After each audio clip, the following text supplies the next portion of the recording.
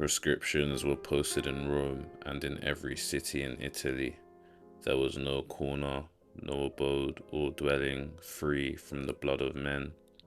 Wives witnessed the butchering of their husbands, and mothers were robbed violently of their sons.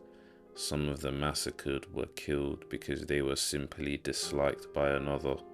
Plenty were killed for possession of their property, to the point where the talk would be, this man was killed for his large house, this one for his garden, this one for his increase. In 82 BC, the era of the late Republic was experiencing political unrest, civil war, and bloodshed. Two factions were in conflict, the Optimates, which was Sulla's faction, and the Populares, which was Marian's faction. The Optimates were traditional aristocratic members of the Roman Senate who wanted to cripple the power of the Populari assemblies and empower the Roman Senate, whereas the Populares were reformers who were for the commoners and used the power of the tribune to resist the authority of the Senate. Sulla was the first man in Roman history to march an army on Rome, and the overall struggle for power, which went on for 6 years, concluded in 82 BC. After the Battle of the Colline Gate, the Senate appointed an interim ruler after the death of the consuls in the civil war. The interim ruler then introduced a new law called Lex Valeria. This law granted Sulla dictatorship over Rome, and unlike a traditional dictatorship, Sulla's dictatorship had no time limit.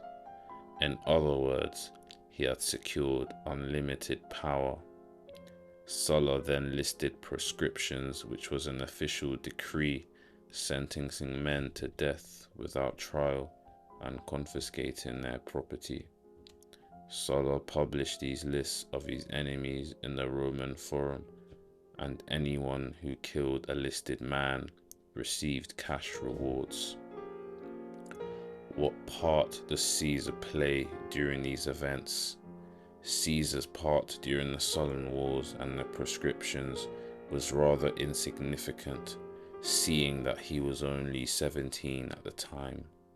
However, Caesar's characteristic decisions and temperament in dealing with Sulla shows quite a profound revelation of Caesar's will and future destiny. Before Caesar turned 16, his father suddenly died, and Caesar then officially became the head of the house.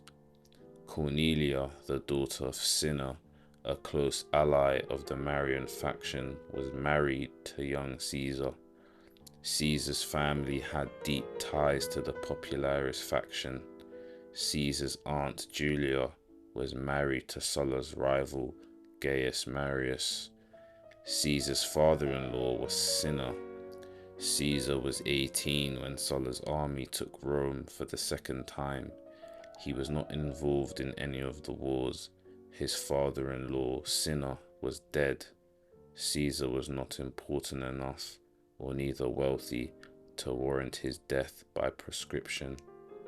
However, he was still indirectly tethered to Sulla's enemy, Cornelia, who was the daughter of Cinna. Sulla commanded Caesar to divorce his wife. Sulla did this with many other men, and none refused, none but young Julius Caesar.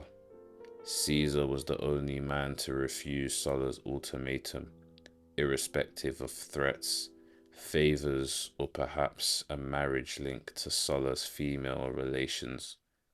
Orders for Caesar's arrest were filed, which Caesar fled Rome into the Sabine territory. Sulla had 120,000 veterans at his disposal, proving that it could border the realm of insanity, trying to evade the grips of Sulla. Caesar thus moved every night to escape patrols, and not to mention the threat of betrayal, since the proscriptions were still in force. Caesar was living rough, and to make matters worse, he contracted malaria. During his illness, he was caught and captured by Sullan soldiers in the middle of a sweep for Sulla's enemies. Caesar bribed them with 12,000 silver denarii, nearly 100 years' pay for an ordinary soldier. Ultimately, it was Caesar's dear mother that saved his life. Aurelia begged her cousin Cotta, the Vestal Virgins, and Lepidus to plead with Sulla for Caesar's life. Cotta and Lepidus had both sided with Sulla in the civil war, which meant men of influence, alongside Caesar's lack of significance, pardoned him from what could have been death. Caesar was also permitted to continue his career as Flamen Dialis. This was totally unheard of, seeing as the sons and grandsons of the proscribed were barred from any public office or even entering the Senate. It was said that Sulla declared, "They ought to realize that one day they so desire to save will one day destroy the party of the Optimates, which I and they have both defended. For in this Caesar there are many Mariuses." This may be legend, but one cannot simply deny that Sulla recognized the great soul of a youth who stood up to an ultimate power. Caesar took pride in dignitas. Dignitas was a man's personal influence that displayed honor, prestige, and manliness, which so commanded respect in the eyes of all society. However, dignitas was always at risk of being stolen, whether it be through public humiliation, political failure, or unmanly behavior. Loss of dignitas was considered worse than death, driving politicians into exile or even suicide.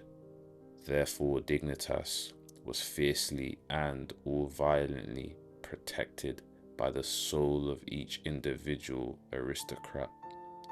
Before Caesar started the great Roman civil war in 49 BC, after his conquest of Gaul, he stated that his dignitas is dearer to him than life.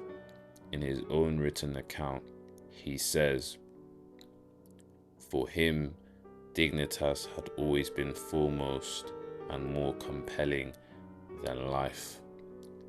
The Senate had commanded Caesar to disband his army and return to Rome, in which they could have prosecuted him for corruption, which meant political ruin, humiliation, and perhaps death.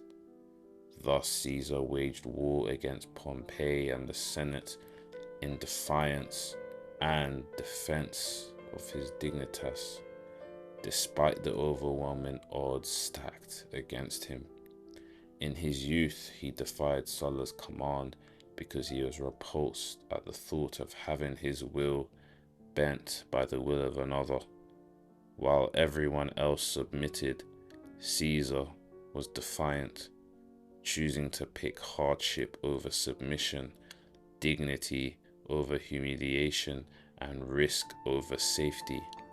His dealings with this dictator at such a young age foreshadows how Caesar in the decades that came would deal with the Senate and the aristocracy.